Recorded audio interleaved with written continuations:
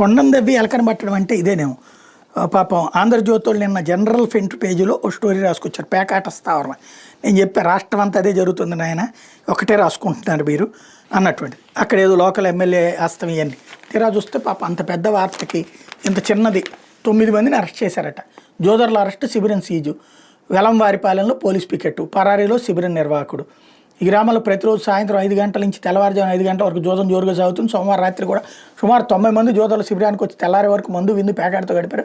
అయితే పోలీసులు మంగళవారం పగటిపూట దాడులు చేసి 9 మందిని అరెస్ట్ చేశామని ప్రకటించడానికి స్థానికులు నివ్వెరబోతున్నారు. దాడుల సమయంలో మీడియాను కూడా అనుమతించలేదు.